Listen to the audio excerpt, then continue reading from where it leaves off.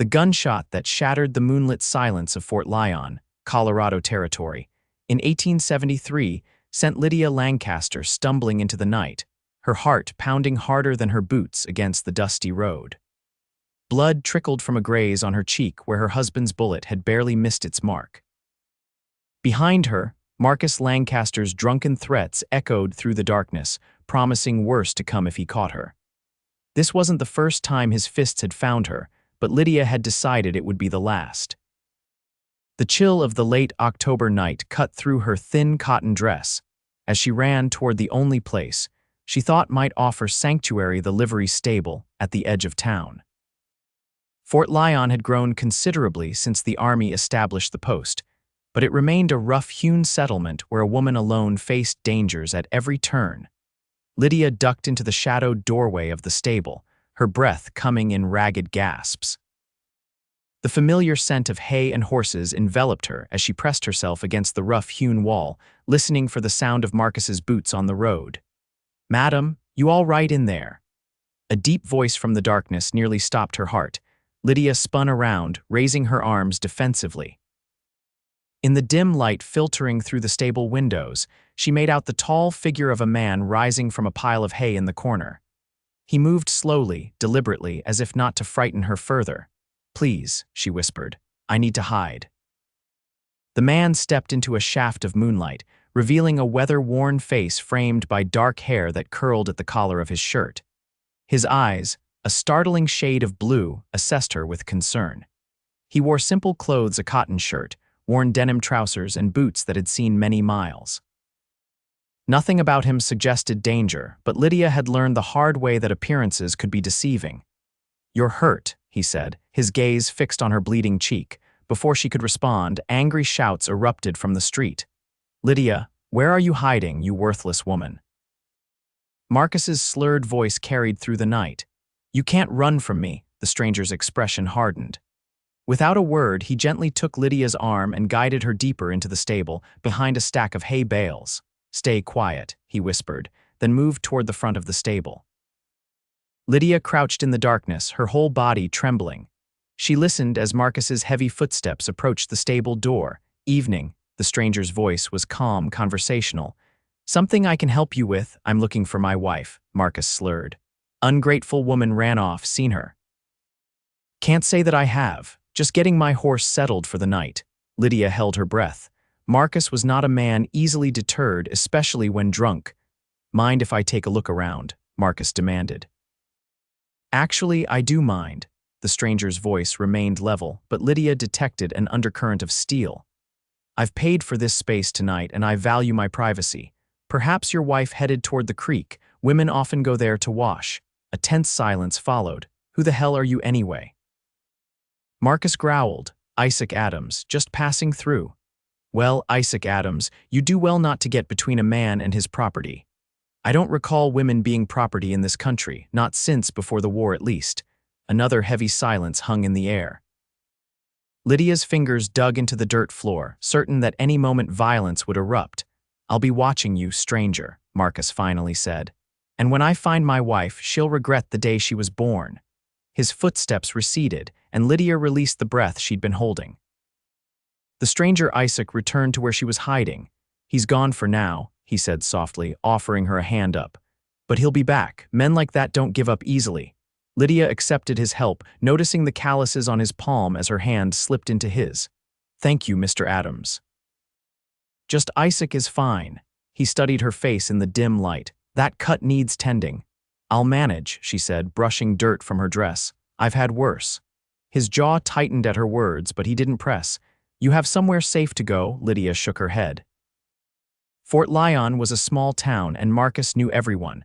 There was nowhere she could hide that he wouldn't eventually find her.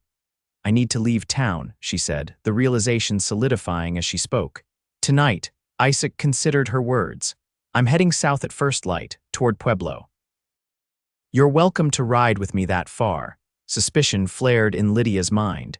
She'd learned to be wary of men offering help that came with unspoken expectations. "And what would you want in return, Mr. Adams?" His expression softened. "Nothing." Contrary to what your husband might think, not all men see women as property to be claimed. He paused. I've got a sister back east who left a similar situation. Someone helped her when she needed it. Consider this passing on the kindness. Lydia searched his face for deceit but found none. Still, she hesitated. Leaving with a stranger carried its own risks. I don't know you, she said finally. Isaac nodded. Fair enough. I'm a rancher from Texas. Lost my land during the war, been working my way back up since. I'm heading to a property near Pueblo that I've arranged to purchase. It's not much, but it's a fresh start. He gestured to the corner where a saddle and pack rested. Everything I own is right there, no mysteries, no secrets. And why help me? You know nothing about me. I know enough, Isaac said simply. I know no one deserves what that man was promising. And I know sometimes folks just need a chance to start over. A noise outside the stable startled them both. Isaac moved to the door, peering cautiously into the night. Your husband's gathered some friends, he said grimly. They're searching the town for you. Fear closed around Lydia's throat. Marcus's friends were cut from the same rough cloth as he was former soldiers and hard men who'd found little purpose after the war except at the bottom of a whiskey bottle. I need to leave now, she whispered urgently. Isaac nodded. I'll saddle my horse. Can you ride? Yes. I grew up on a farm in Missouri before. She trailed off, the memories of her father arranging her marriage to Marcus still bitter after 5 years. Isaac worked quickly, preparing his horse a sturdy bay gelding with a white blaze down its face. He packed his belongings efficiently, then helped Lydia mount before swinging up behind her. Keep your head down, he instructed as they rode out the back of the stable, taking a narrow path that skirted the edge of town. The night cloaked their escape as they left Fort Lyon behind. Lydia could hear distant shouts as Marcus and his friends continued their search. But the sounds grew fainter as Isaac guided the horse along deer trails through the brush and trees that lined the Arkansas River. They rode in silence for nearly an hour before Isaac slowed the horse to a walk, allowing the animal to rest. We should be far enough ahead now, he said, his voice close to her ear. We'll follow the river southeast until dawn, then find the main trail to Pueblo. The steady rhythm of the horse beneath them and the warmth of Isaac at her back lulled Lydia into an exhausted daze. She hadn't slept properly in days, tensed for Marcus's violence. Now, despite her precarious situation, her body demanded rest. I won't let you fall, Isaac promised, sensing her fatigue. Rest if you can.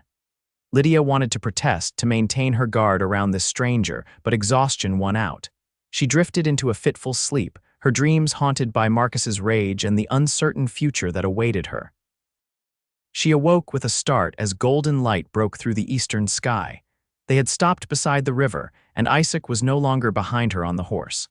Panic seized her until she spotted him kneeling by the water's edge, filling a canteen. Morning, he said, noticing she was awake. Thought you could use some water. Lydia slid from the saddle, her legs stiff from the night's ride. She accepted the canteen gratefully, taking small sips as she surveyed their surroundings. The plains stretched in every direction, with only the ribbon of cottonwoods along the riverbank breaking the vast expanse. How far have we come? She asked. About 15 miles, Isaac replied. We'll rest here briefly, then continue. Best to keep moving until we're well away from Fort Lyon. Lydia nodded, then hesitated. Mr. Adams, Isaac, I realize I haven't properly thanked you or introduced myself. I'm Lydia Lancaster. Soon to be just Lydia, I imagine, he said with a gentle smile. Yes, she agreed, feeling a weight lift at the acknowledgement. Soon to be just Lydia. They ate a simple breakfast of jerky and hardtack that Isaac produced from his saddlebags. As they prepared to continue their journey, Lydia took stock of her situation. She had fled with nothing but the clothes on her back, a worn dress, a pair of boots, and a thin shawl. No money, no possessions, nothing to start a new life with. What will you do in Pueblo? Isaac asked as he tightened the saddle girth. Lydia had been avoiding this question in her own mind. Find work, I suppose. I can sew, cook, clean. Maybe a hotel or restaurant would hire me. Isaac nodded but said nothing more as they mounted up again, this time with Lydia riding behind him. The day grew warmer as they rode, following the meandering course of the Arkansas River. They spoke little, but the silence between them wasn't uncomfortable. By mid-afternoon, They had reached a small trading post where the trail to Pueblo crossed the river. Isaac suggested they stop to rest the horse and perhaps purchase supplies. Lydia hung back as they approached, suddenly conscious of her appearance, her torn dress, the dried blood on her cheek, and the bruises on her arms that marked her as a woman fleeing violence. "Wait here," Isaac said, seeming to sense her discomfort. He dismounted and approached the trading post alone through the open door. Lydia watched as he spoke with the proprietor, an older man with a gray beard. Their conversation appeared amicable, with no sign that news of a missing wife from Fort Lyon had reached this far yet. After several minutes, Isaac emerged with a small bundle and a newspaper tucked under his arm. "Water for the horse, some food for us, and this," he said, handing her a simple cotton dress and a wool shawl. "The trader's wife passed last winter. He had no use for her things." Lydia accepted the garments, touched by his thoughtfulness. "Thank you. How much do I owe you?" Isaac shook his head. "Consider it part of your fresh start." The trading post had a small lean-to at the back where Lydia was able to change. The dress was plain but clean, and it fit her well enough. When she emerged, she felt more human than she had in days. They continued their journey, but now Isaac seemed preoccupied, occasionally glancing at the newspaper he had purchased.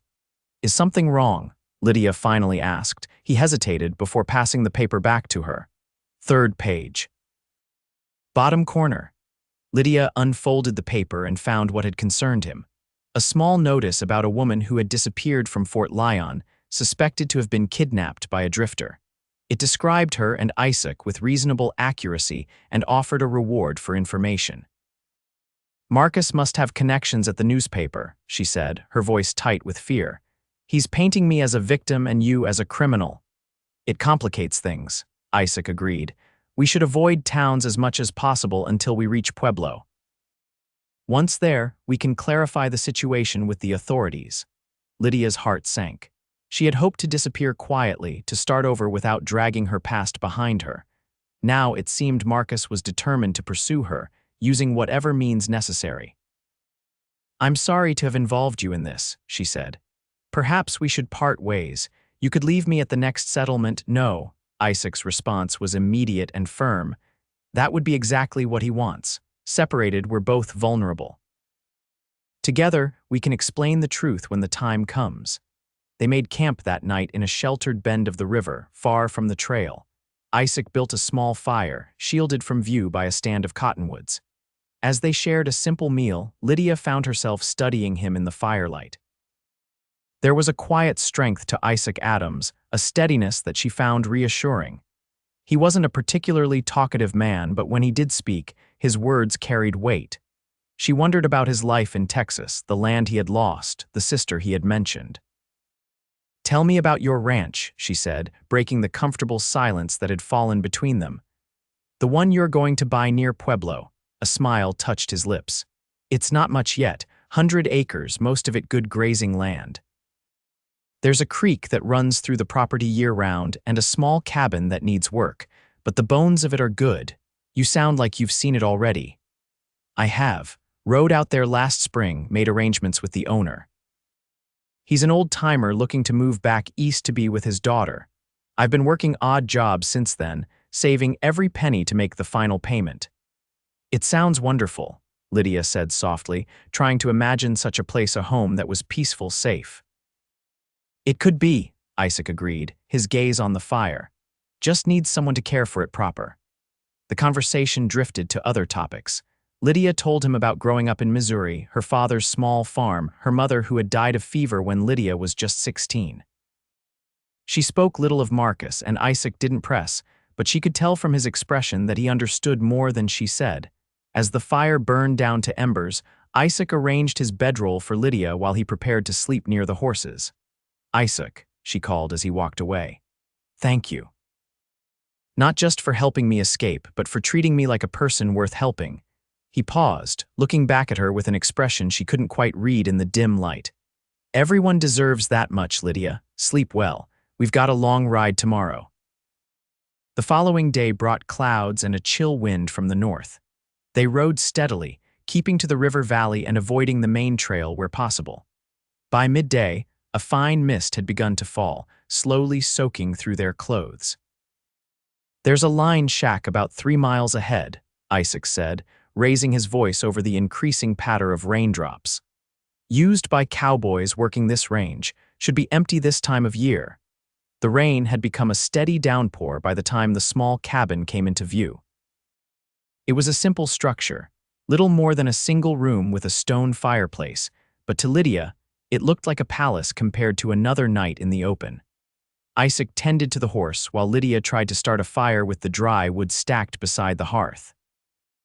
By the time he joined her inside, she had a small blaze going, its warmth beginning to chase away the chill.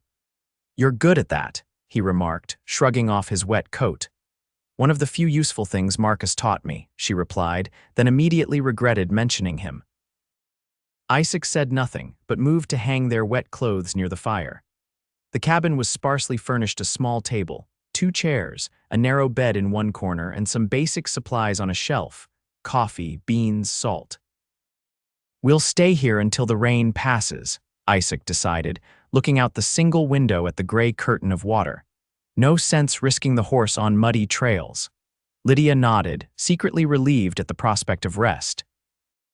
Her body ached from 2 days of hard riding, unaccustomed as she was to such travel. They prepared a simple meal from their supplies and what they found in the cabin. As they ate, the rain intensified, drumming on the roof and occasionally gusting through cracks in the walls. "What will you do when we reach Pueblo?" Isaac asked, breaking their companionable silence. Lydia considered the question. "Find work first, then perhaps a place to stay. Build a life where Marcus can't find me." "He won't give up easily," Isaac warned. "Men like him see wives as possessions." "He'll come looking." "I know," she said quietly, "but I can't go back, not this time." Isaac studied her for a long moment. "What happened the night you ran?" Lydia tensed, her hand unconsciously touching the healing cut on her cheek. She had avoided talking about that night, but something in Isaac's steady gaze made her want to share the truth. "Marcus lost heavily at cards," she began, her voice low. "He came home drunk, angrier than I'd ever seen him, said I was bad luck, that everything had gone wrong since he married me." She paused, the memories sharp and painful. "When I tried to calm him, he hit me, not the first time, but harder than before. Then he took out his gun." Isaac's expression darkened, but he remained silent, letting her continue. "He said he should put me down like a lame horse. Fired once this was the result." She touched her cheek. "I ran while he was reloading. I knew if I stayed, he'd kill me." "You did the right thing," Isaac said firmly. "No one deserves to live in fear like that." "The law wouldn't see it that way," Lydia replied bitterly. "In their eyes, I'm still his wife, his property, as he likes to say." "The law isn't always right," Isaac said, "and it isn't always just." They fell silent again, listening to the rain and the occasional crack of the fire. Eventually, Lydia asked the question that had been on her mind since they left Fort Lyon. "What about you, Isaac? Why are you really helping me? Most men would have turned me away or handed me back to my husband." Isaac was quiet for so long that Lydia thought he might not answer. When he finally spoke, his voice was soft, reflective. "My sister Clara married young, to a man our family thought was respectable, a businessman from Austin. She wrote less and less as the years went by. When I finally visited after the war, I barely recognized her. She was like a shadow, flinching at every sound." His hands tightened around his coffee cup. "Her husband had broken more than her spirit. He'd broken bones. When I confronted him, he said she was his to do with as he pleased." "What happened?" Lydia asked gently. "I took her away that night. Got her to friends in St. Louis where he couldn't find her." A sad smile crossed his face. "She has a good life now, remarried to a kind man, but I'll never forget the look in her eyes when I found her, like she'd given up hope that anything would ever change." Lydia reached across the table and placed her hand on his. "Thank you for telling me." Isaac met her gaze, something unspoken passing between them. "When I saw you running that night with that same look in your eyes, I couldn't turn away." The rain continued through the evening, confining them to the cabin. Isaac insisted Lydia take the bed while he made do with his bedroll on the floor. Despite the howling wind and the occasional leak from the roof, Lydia slept more peacefully than she had in years. She awoke to sunlight streaming through the window and the smell of coffee brewing. Isaac stood by the fire, his back to her as he stirred something in a small pot. "Morning," she said, sitting up and smoothing her hair. He turned, offering a smile that transformed his serious face. "Thought you might sleep the day away. Found some oats in the supplies, not much, but it's hot." They ate breakfast in comfortable silence.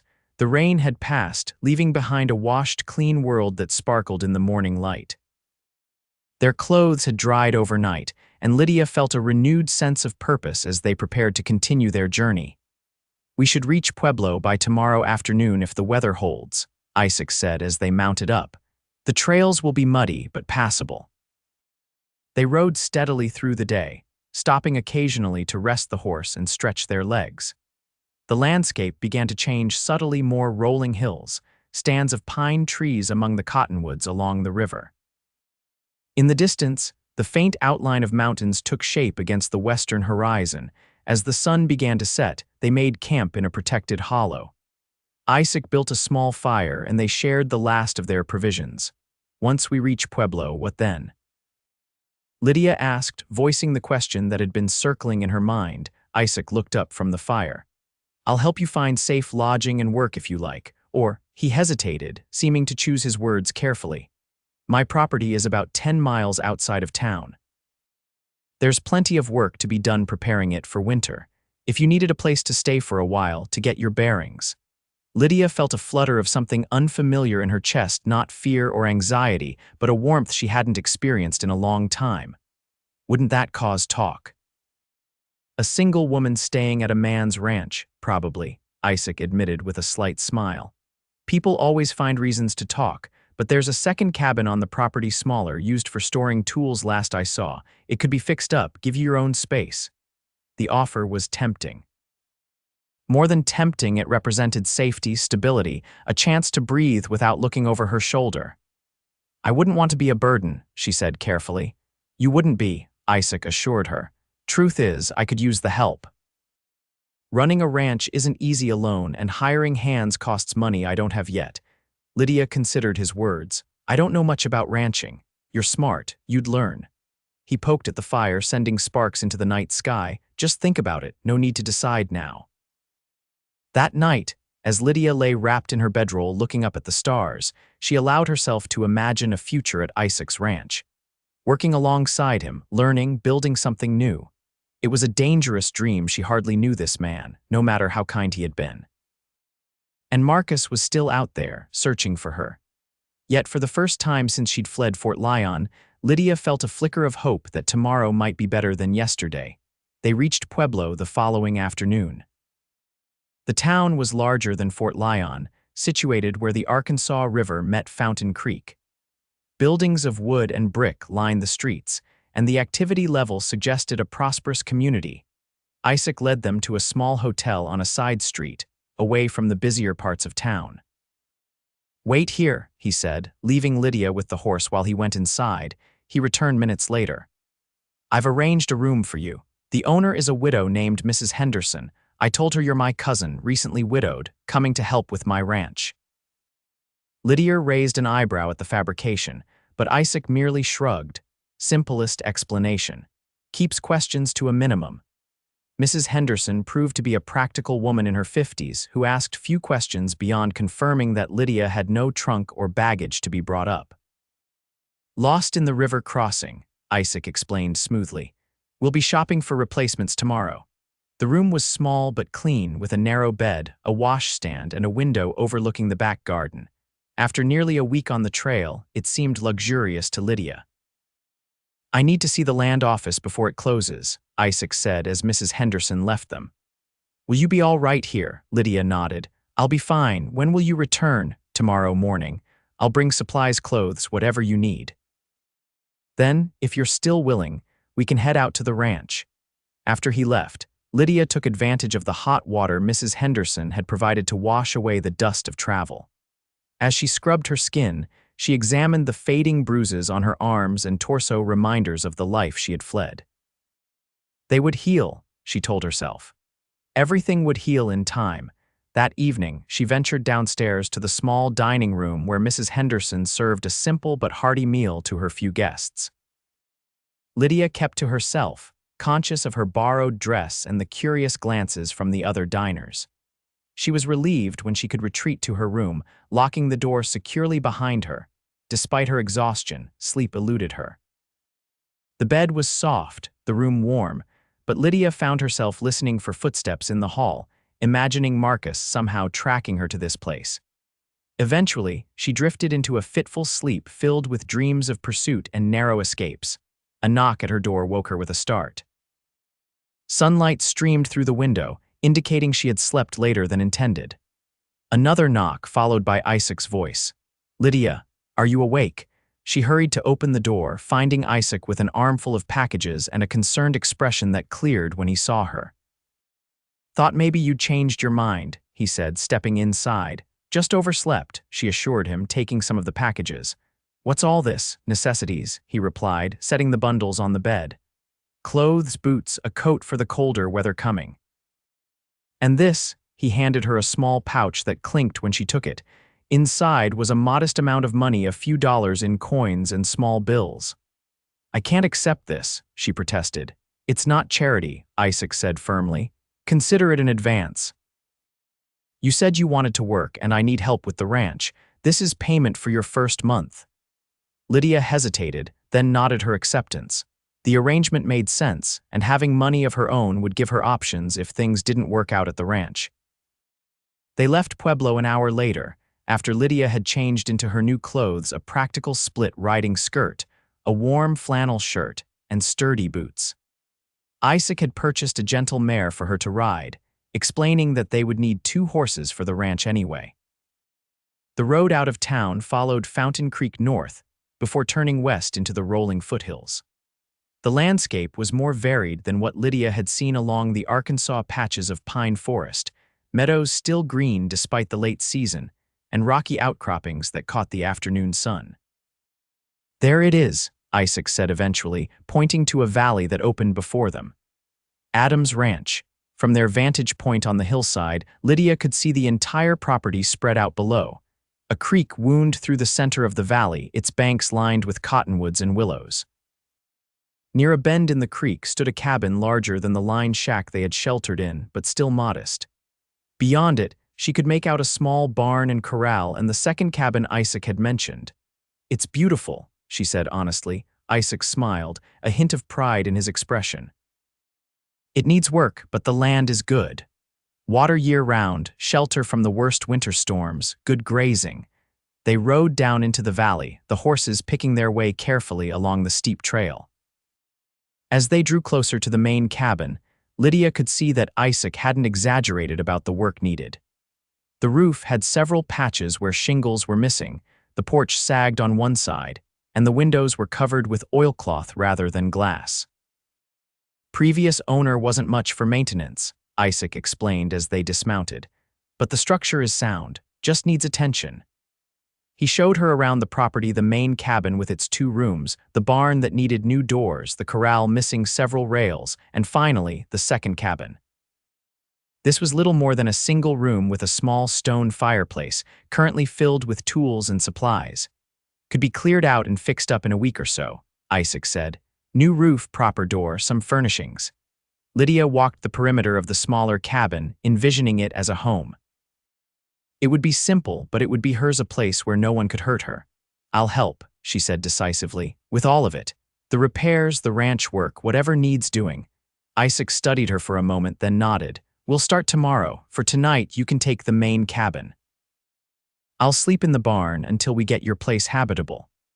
That first night at Adams Ranch, Lydia lay awake listening to the unfamiliar sounds of the valley, the rustle of wind through the cottonwoods, the soft gurgle of the creek, the occasional call of a night bird.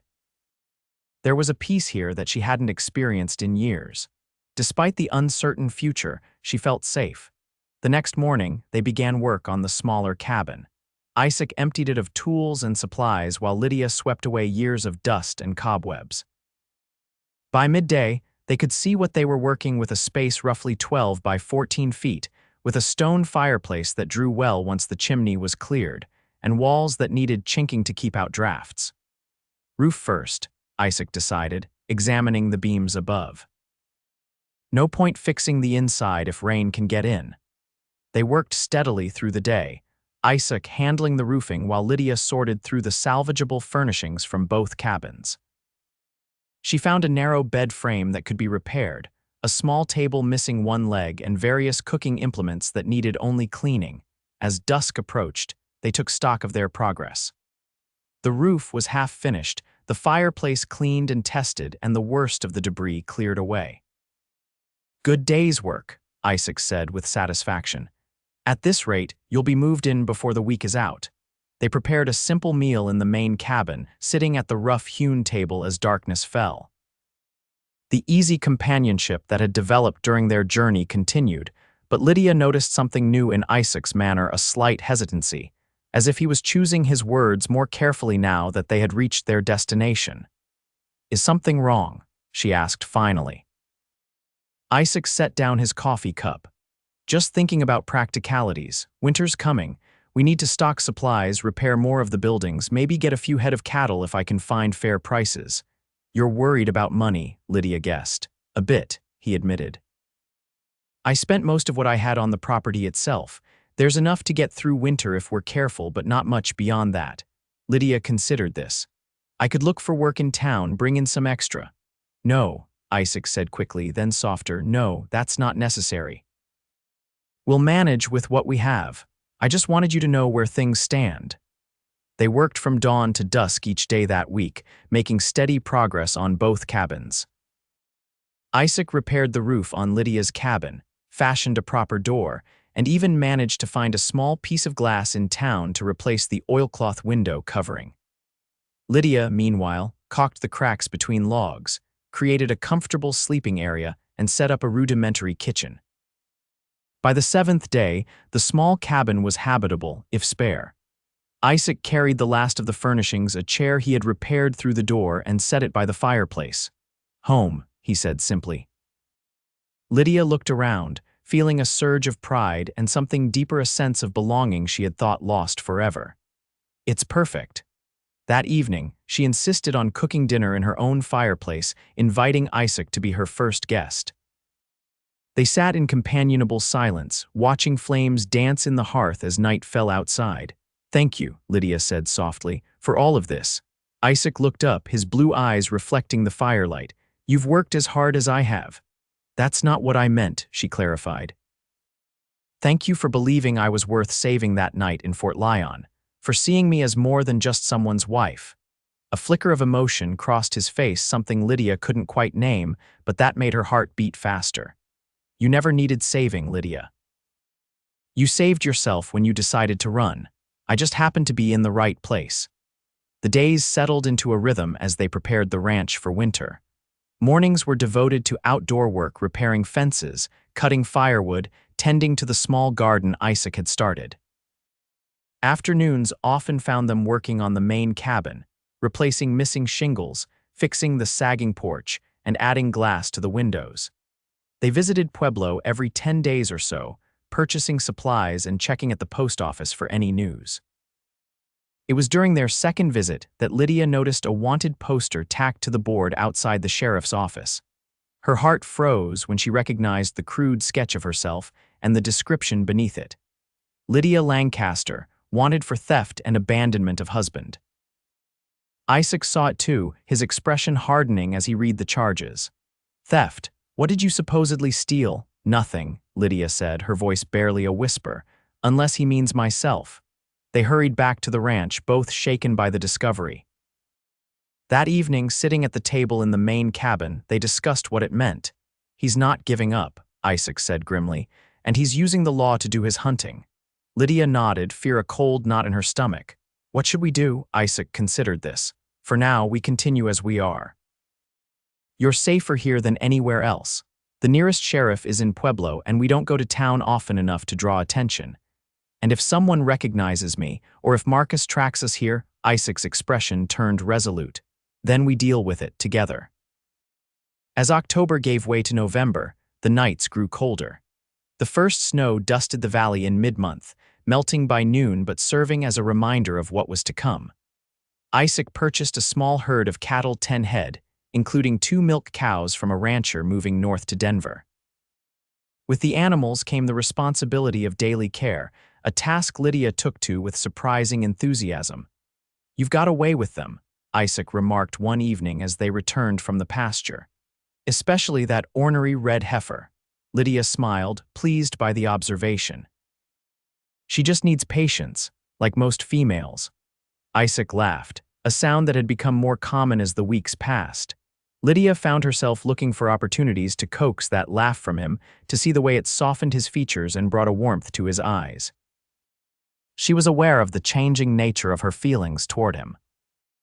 What had begun as gratitude had evolved into respect, then friendship, and now something else entirely, something that made her pulse quicken when their hands accidentally touched, or when she caught him watching her with that quiet intensity of his. But Lydia was still legally married, still being hunted. Whatever was growing between them would have to remain unspoken, at least for now. The first major snowstorm arrived in early December, blanketing the valley in white. They had prepared well, both cabins were snug and well stocked with firewood, the animals had shelter and feed, and their pantry contained enough preserved food to last through any winter isolation. The storm confined them to the ranch for 3 days. On the afternoon of the 4th day, when the snow had stopped and the sun emerged, Isaac suggested they check the cattle. They trudged through knee-deep snow to the pasture, finding the herd huddled in the lee of a stand of pines. After ensuring all animals were accounted for and healthy, they started back toward the cabins. "Look," Isaac said suddenly, pointing toward the hills that bordered the western edge of the property. "Tracks." Lydia followed his gaze, spotting the line of hoofprints crossing the pristine snow. "Probably deer," she suggested. Isaac shook his head. "Too large, horse, someone's been watching the ranch." A chill that had nothing to do with the winter air ran through Lydia. "Marcus, can't be sure," Isaac said, his expression grim, "but we should be prepared for visitors." They returned to the main cabin, where Isaac retrieved his rifle from above the fireplace. He checked it carefully, then loaded it. "I'll keep watch tonight," he said. "Stay in your cabin, door locked. If you hear anything suspicious, douse your light and stay quiet." Lydia nodded, trying to control the fear rising within her. "Do you think he would come alone?" "Hard to say. Marcus doesn't strike me as the type to risk himself if he can help it. But hiring help costs money, and from what you've told me, he gambles away most of what he earns." That night, Lydia found sleep impossible. Every creak of the cabin's timbers, every howl of wind sounded like an approaching threat. When dawn finally broke with no disturbance, she felt both relieved and exhausted. She made her way through the fresh snow to the main cabin, finding Isaac at the table, rifle close at hand, a cup of coffee before him. Dark circles under his eyes indicated he hadn't slept either. "Nothing?" she asked. "Nothing," he confirmed, "but those tracks worry me. I'm going to follow them today, see where they lead." "Not alone," Lydia said firmly. "I'm coming with you." Isaac looked ready to object, but something in her expression must have convinced him. "All right, but we stay together, and if there's any sign of trouble, we turn back immediately." They set out after breakfast, following the tracks that skirted the edge of the property before heading west into the hills. The going was slow, the snow deep in places where it had drifted. By midday, they had reached a ridge overlooking the valley. "Look," Isaac said, pointing to where the tracks continued down the other side, heading toward town. "So whoever it was didn't come from Pueblo," Lydia noted. "They came from the west, circled the ranch, then headed to town." Isaac nodded, his expression troubled. "Someone's scouting the place." "Question is, why?" They returned to the ranch, more unsettled than before. That afternoon, Isaac worked on reinforcing the doors of both cabins, adding extra bars that could be secured from inside. Lydia, meanwhile, prepared food that could be eaten cold in case they needed to leave quickly. The next morning, they rode into Pueblo together, ostensibly for supplies but really to gather information. At the general store, Isaac struck up a conversation with the proprietor while Lydia browsed the shelves. "Heard there might be new folks in town," Isaac said casually.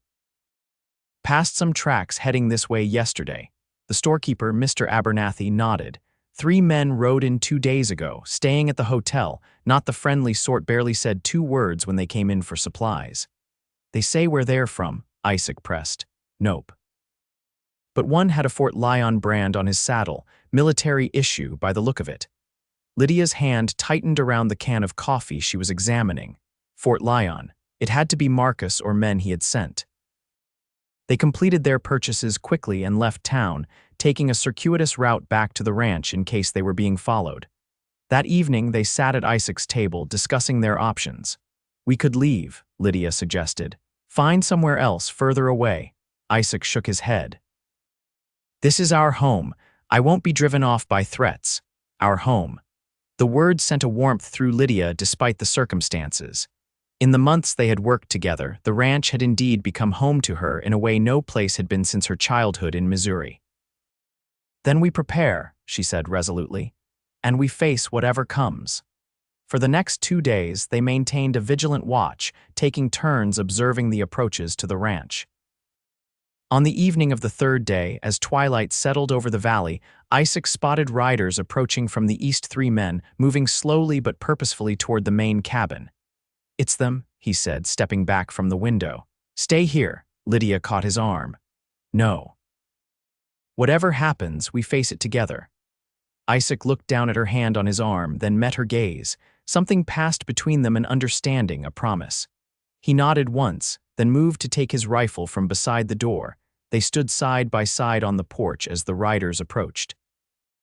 In the fading light, Lydia recognized the lead rider immediately, Marcus Lancaster, his broad shoulders and thick beard unmistakable even at a distance. The 2 men flanking him were strangers to her, hard-faced individuals who scanned the property with practiced eyes. Stay behind me, Isaac murmured as the riders drew rein before the cabin. Lydia, Marcus called, his voice carrying the false joviality she knew too well, the calm before his storm of rage. Come on out, wife, time to go home. Isaac stepped forward, rifle held casually but ready. Mr. Lancaster, you're trespassing on private property. Marcus's gaze shifted to Isaac, his expression darkening. You're the one who's taken what's mine. Step aside, Adams. This is between me and my wife. There's nothing here that belongs to you, Isaac replied evenly. I suggest you and your friends turn around and ride out. Marcus laughed, an ugly sound devoid of humor. Or what? You'll shoot all 3 of us. Even if you're fast, one of us will get you. He leaned forward in his saddle. And then what happens to Lydia? Think about that, cowboy. Lydia stepped forward, despite Isaac's attempt to keep her behind him. I'm not going back, Marcus, not ever. You don't have a choice, Marcus snarled, all pretense of civility gone. You're my wife under the law. These men are witnesses that I've found you, and that this man has been harboring a married woman against her husband's wishes. One of Marcus's companions nodded. Sheriff in Pueblo's already been told. If you don't come peaceful, he'll be out here with a warrant. Isaac's grip on his rifle tightened. The law doesn't give a man the right to abuse his wife. Prove it, Marcus challenged. Her word against mine, and in these parts a husband's word carries more weight. His gaze shifted to Lydia, cold and calculating, but I'm willing to be reasonable. Come home now, and I won't press charges against your friend here. Refuse, and he'll hang for kidnapping and whatever else I can think of. Lydia felt as though the ground had dropped away beneath her feet. She had known Marcus would come eventually, had prepared herself for his threats against her. But she hadn't anticipated he would use the law to threaten Isaac.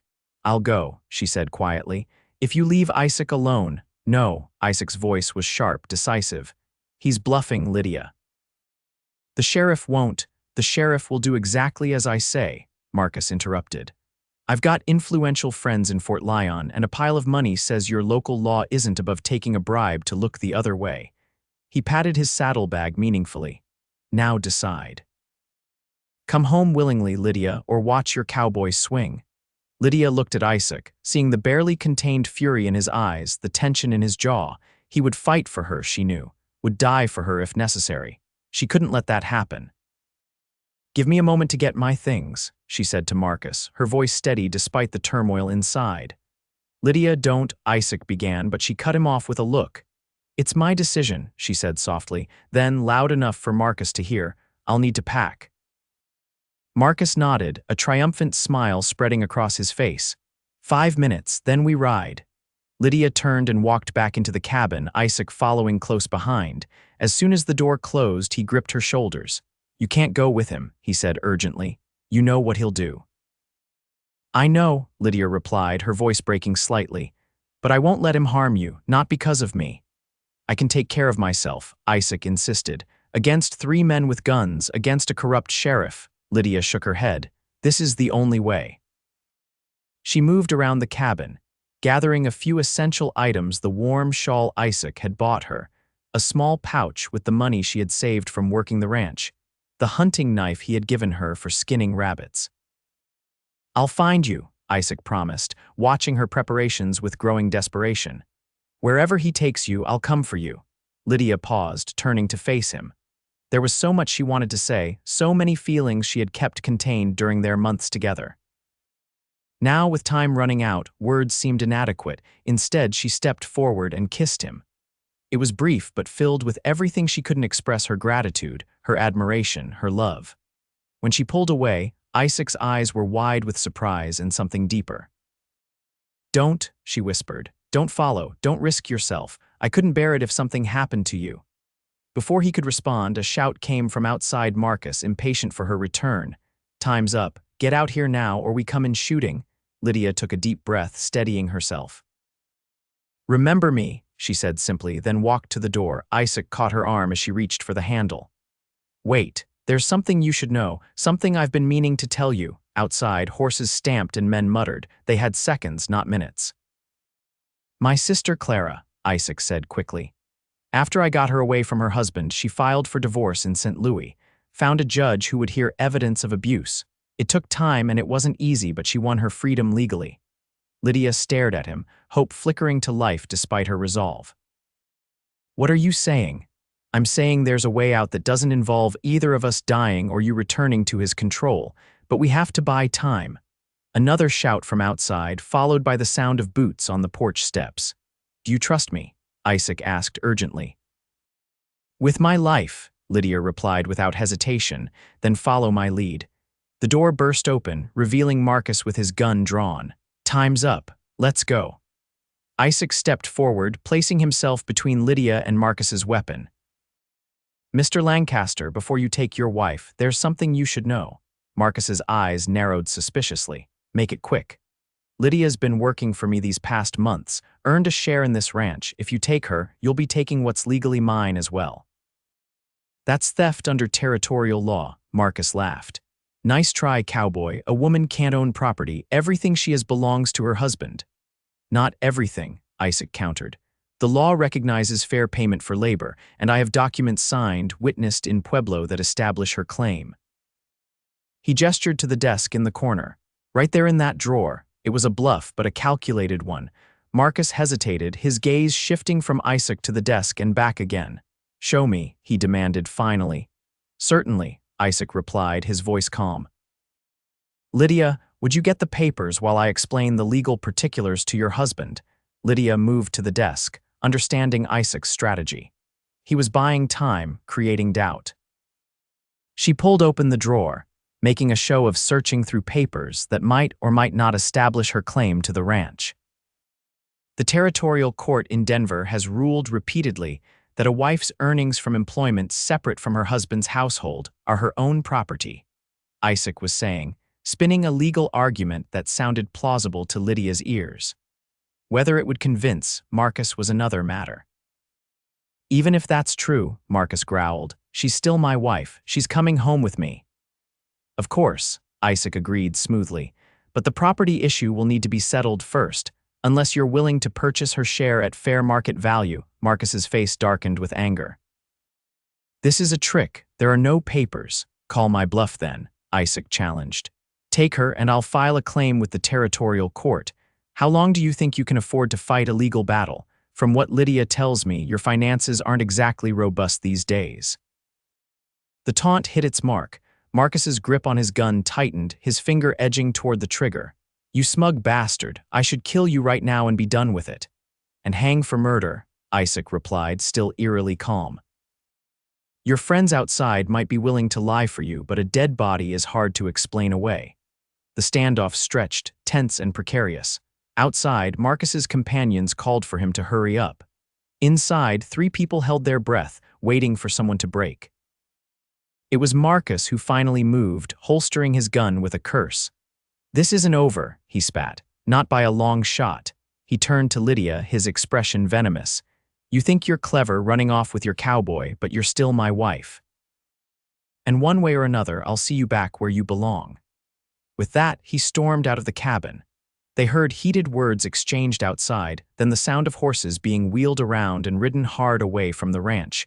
Lydia sagged against the desk, her legs suddenly weak.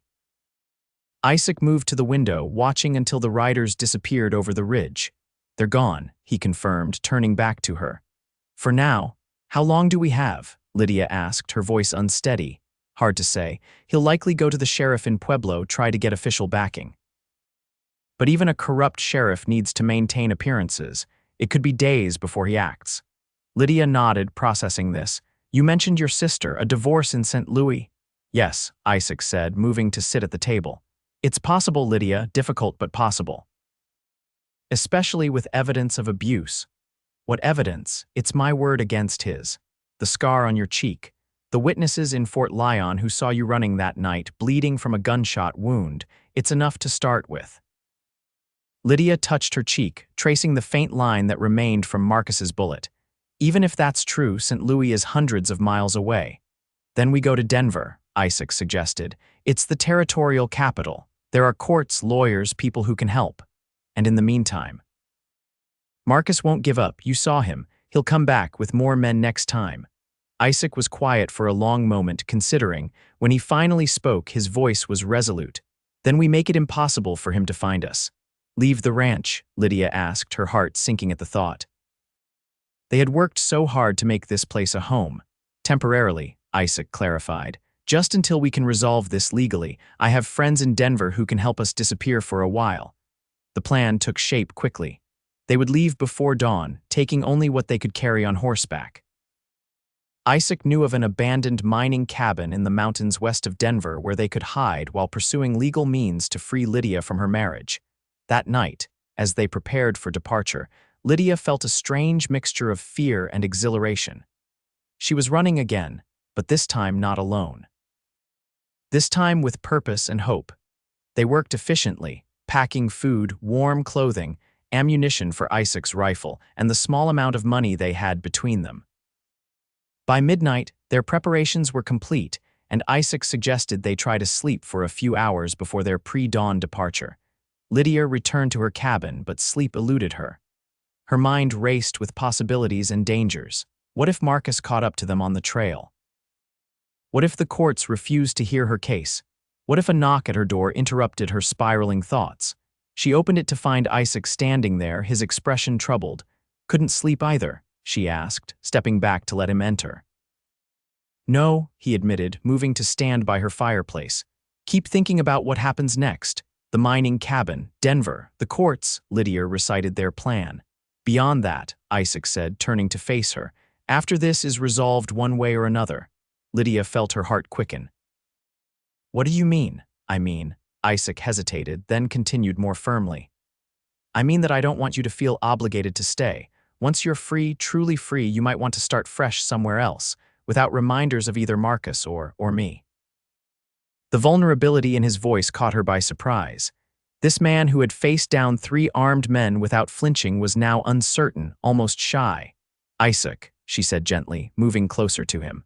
"Why would I want to leave?" "Because I've given you no choice until now," he replied. "You needed safety and I offered it, but when this is over, you should have options. Real choices." Lydia considered his words. It was true that circumstances had thrown them together, had created a partnership born of necessity. But what had grown between them in these months was something else entirely, something she cherished. "I made my choice the night I kissed you," she said softly, "and every day before that, when I chose to stay and build this place with you." She reached out, taking his hand in hers. "Whatever happens next, I want to face it together." Not because I need your protection, but because the words caught in her throat, not from uncertainty, but from the intensity of the feeling behind them. Because I love you, she finished simply. Isaac's hand tightened around hers. For a moment, he seemed unable to speak. Then, with deliberate care, he pulled her closer. I've loved you since Fort Lyon, he confessed. Since I saw you standing in that stable, afraid but refusing to be defeated. He kissed her then, gently at first, then with growing passion as Lydia responded. It was a promise, a declaration, a beginning. When they finally drew apart, Isaac rested his forehead against hers. Whatever happens, we face it together. No matter what Marcus does, no matter where we have to go. No matter what, Lydia agreed. They left before dawn, riding north toward the mountains that would shelter them. As the first light of day crested the eastern horizon, Lydia looked back at the ranch, their home nestled in the valley below. We'll return, Isaac promised, following her gaze. When it's safe. And if Marcus finds the ranch while we're gone, if he destroys it out of spite, Isaac's expression was serene, confident in a way that calmed Lydia's fears. Then we'll build another together. The journey to the mining cabin took 3 days, following trails that wound ever higher into the mountains. The cabin itself was rudimentary but solid, built into the side of a hill for protection from the harsh mountain weather. Isaac had visited it once before, years earlier, and knew its location was remote enough to provide the safety they needed. They settled into a routine, taking turns venturing into the nearest settlement, a small mining town called Silver Creek, for supplies, and to send letters to Isaac's contacts in Denver. Through these correspondences, they learned that Marcus had indeed gone to the sheriff in Pueblo, who had issued a warrant for Isaac's arrest on charges of harboring a runaway wife. However, without definitive proof of where they had gone, the search had stalled. Winter deepened around them, snow piling high against the cabin walls. Inside, they kept warm with the small stove and each other's company. Lydia found herself cherishing these quiet days despite the circumstances that had forced them into hiding. Here, away from the immediate threat of Marcus, she and Isaac could simply be together, learning each other's habits and histories, building a foundation for whatever future awaited them. In late January, a letter arrived from a lawyer in Denver named William Farley, whom Isaac had contacted through his network of friends. Farley had reviewed their case and believed there were grounds for divorce based on cruelty and attempted murder. He advised them to come to Denver as soon as weather permitted, bringing any evidence or witnesses who could corroborate Lydia's account. Spring, Isaac said as they discussed the letter by the fire. When the pass is clear, then we go to Denver and end this once and for all. Lydia nodded, though the prospect of facing Marcus in court filled her with dread. And if the divorce is granted, what then? Isaac took her hand, his expression earnest. Then we return to our ranch, we build the life we started there, together. He hesitated, then added softly, as husband and wife, if you'll have me. Tears welled in Lydia's eyes, not of sadness but of profound joy. Yes, she whispered. Yes, I'll have you. The winter months passed in a strange mixture of contentment and anticipation. They were safe in their mountain refuge, yet constantly aware that this was temporary, that eventually they would have to descend and face the world and Marcus again. Spring came late to the mountains, but by mid-April, the snow had melted enough to make the journey to Denver possible. They packed their few belongings, secured the cabin for the next travelers who might need its shelter, and set out on the trail that would lead them to the territorial capital. Denver in 1874 was a bustling city compared to Fort Lyon or Pueblo, with multi-story buildings, paved streets, and all the trappings of Eastern civilization. Lydia, who had never seen a city larger than St. Louis in her youth, found it both intimidating and exhilarating. They took rooms in a modest boarding house recommended by Farley, the lawyer. The following morning, they met with him in his office, a small but well-appointed space near the territorial courthouse. Farley was a serious man in his 50s, with spectacles that he constantly adjusted on his nose. He listened carefully as Lydia recounted her marriage to Marcus, the escalating abuse, and the final night when he had shot at her. And you have the scar to prove it, he noted, examining the faint line on her cheek. That's good, Physical evidence carries weight, but we'll need more. Witnesses, if possible. The doctor in Fort Lyon treated her that night, Isaac suggested. And there was a woman at the hotel, Mrs. Henderson in Pueblo, who saw the bruises when Lydia first arrived there. Farley made notes. I'll send inquiries. In the meantime, stay vigilant. Your husband has filed notices in several territorial newspapers offering a reward for information on your whereabouts. Can he find us here? Lydia asked, fear constricting her throat. Denver is a large city, Farley assured her. And I've registered you under different names in the court documents. Still, it would be wise to avoid public places when possible. They followed his advice, venturing out only when necessary and always together. Isaac found work at a livery stable to supplement their dwindling funds, while Lydia took in sewing from other boarders in their house. Weeks passed as Farley built their case, gathering statements from witnesses and researching precedents for divorce on grounds of cruelty. Finally, in late May, he informed them that a hearing had been scheduled before Judge Harmon, known for his progressive views on women's rights. This is the best opportunity we could hope for, Farley told them. Judge Harmon has granted divorces in similar cases before. If he's convinced by your testimony and the evidence, he could rule in your favor despite your husband's objections. The hearing was set for June 2nd. As the date approached, Lydia's anxiety grew.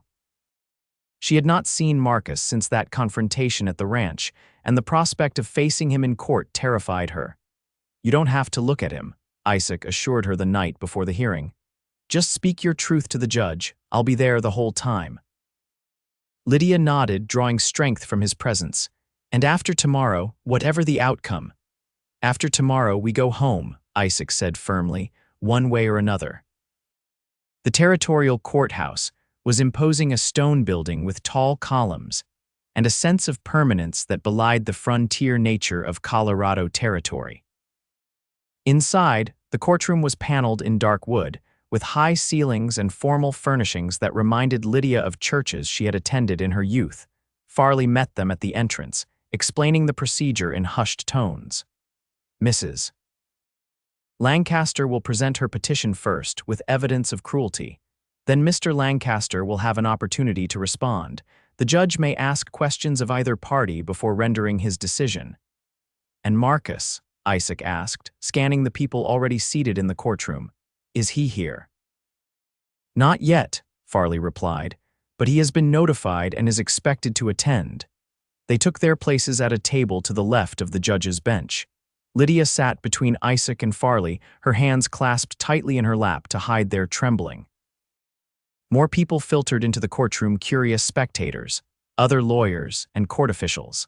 At 5 minutes past the appointed hour, Judge Harmon entered, a tall man with a full white beard and piercing eyes that seemed to miss nothing. Everyone rose as he took his seat. Be seated, he instructed in a resonant voice. First case, Lancaster versus Lancaster, petition for divorce on grounds of cruelty. Farley stood. William Farley representing the petitioner, Lydia Lancaster. And where is the respondent, Marcus Lancaster? The judge inquired, looking toward the empty table on the right. At that moment, the doors at the back of the courtroom swung open. Marcus strode in, flanked by a man Lydia recognized as one of those who had accompanied him to the ranch.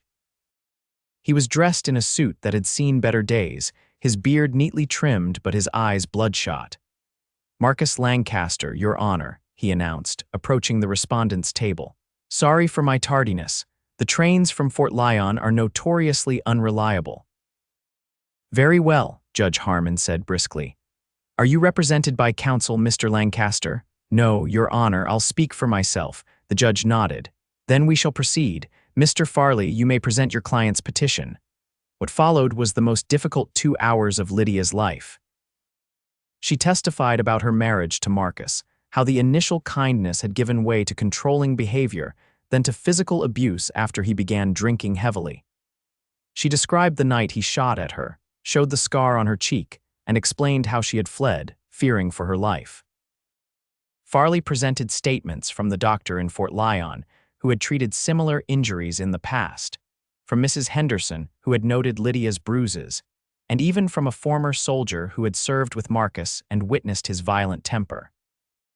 Throughout her testimony, Lydia avoided looking directly at Marcus, but she could feel his glare burning into her.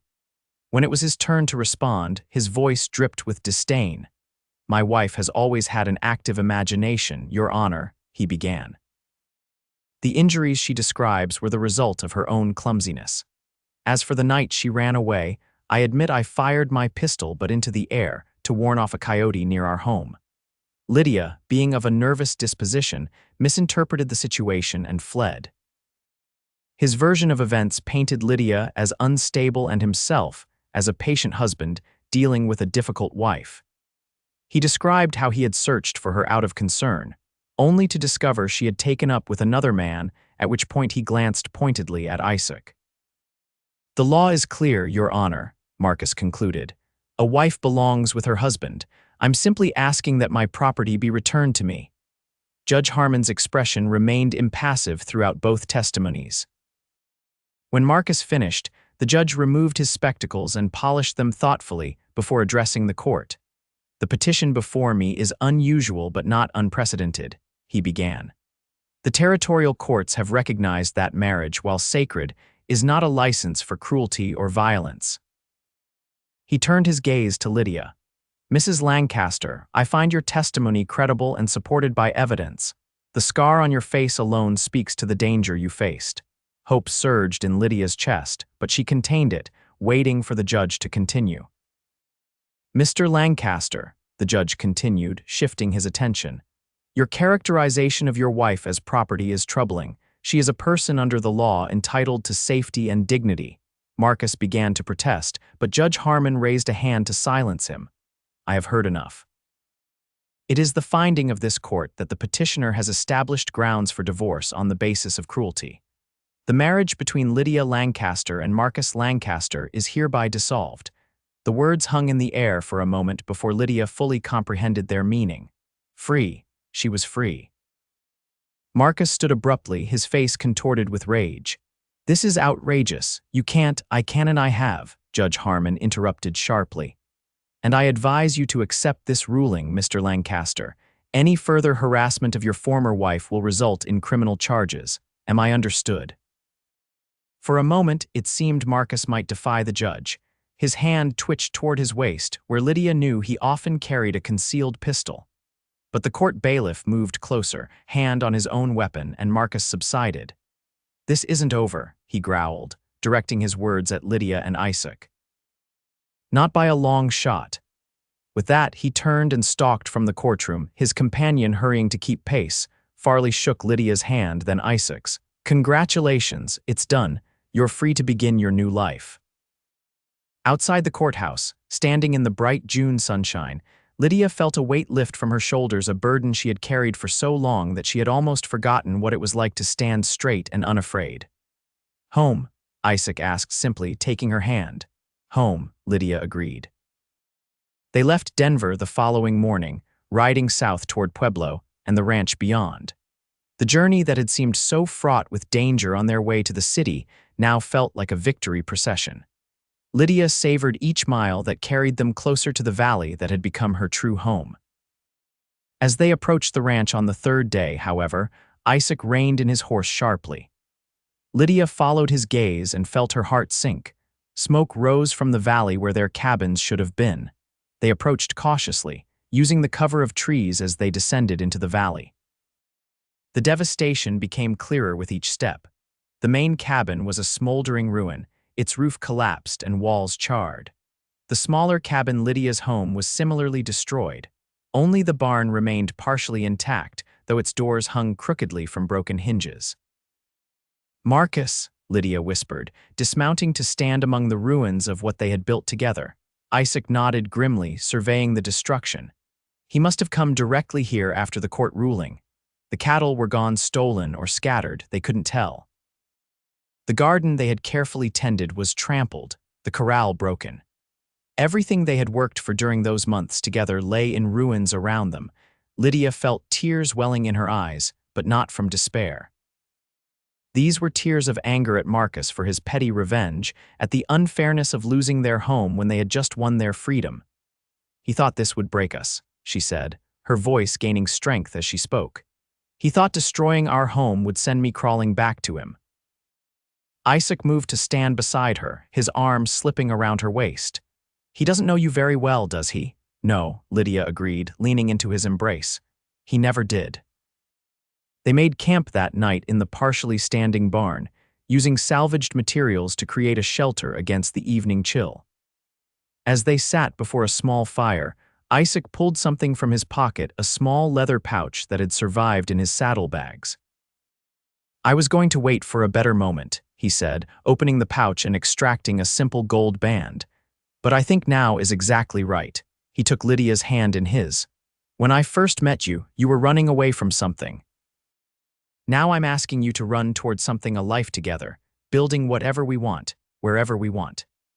Lydia's heart swelled with love for this man who saw strength in her when others had seen only submission, who offered partnership when others had demanded obedience. Lydia, Isaac continued, his voice steady and sure, will you marry me, not because you need protection or because I can offer you safety, but because we're better together than apart? Yes, she answered without hesitation. 1,000 times yes. The ring slid onto her finger, a perfect fit, as if it had been waiting for this moment all along. They spent the night planning their future. The ranch could be rebuilt, Isaac insisted, better than before. The creek still flowed, the land was still theirs, and they had each other.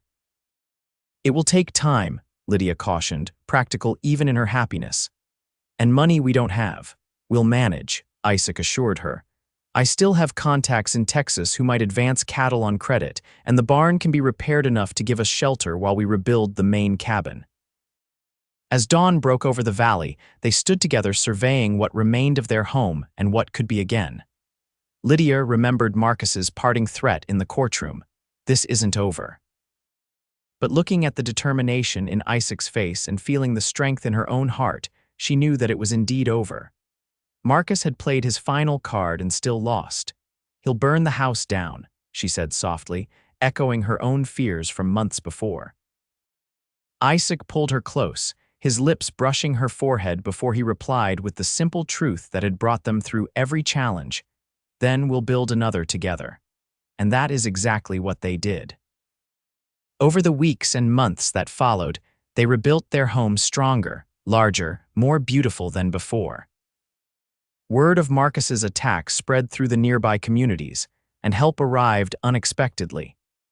Neighbors from adjoining ranches, shopkeepers from Pueblo who had come to know and respect Isaac and Lydia, even Mrs. Henderson who sent blankets and kitchen supplies. They were married that autumn in their newly constructed home, with Judge Harmon himself making the journey from Denver to perform the ceremony.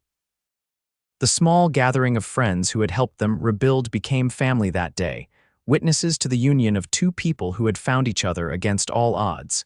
Years passed. The Adams Ranch prospered under their joint care. Cattle grazed the valley, crops flourished in expanded fields, and the sound of children's laughter eventually filled the home they had built together, twin daughters with Lydia's strength and Isaac's blue eyes, followed 2 years later by a son who loved the land as much as his parents did. Marcus Lancaster never returned. They heard, through occasional news brought by travelers, that he had left Colorado territory altogether, heading west to California after gambling away what remained of his reputation and funds in Pueblo. On the 10th anniversary of the day they first met in that Fort Lyon stable, Isaac and Lydia stood on their porch, watching their children play in the yard that stretched toward the creek. The ranch had grown, with additional buildings, more cattle, hired hands who lived in bunkhouses nearby. "Did you ever imagine this?" Lydia asked, leaning against her husband's shoulder. "That night when I ran into your stable, did you think we'd end up here?" Isaac considered the question, his arm tightening around her waist. "Not specifically this, but I knew you were someone worth knowing. Worth protecting." He turned to look at her, the love in his eyes as clear and true as it had been for a decade. Worth building a life with. Lydia smiled, thinking of all they had overcome: Marcus's threats, the burned cabins, the challenges of frontier life.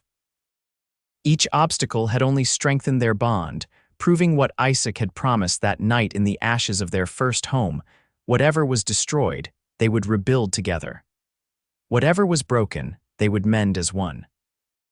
And whatever the future held, they would face it side by side, not as protector and protected, but as equal partners in the life they had chosen, together.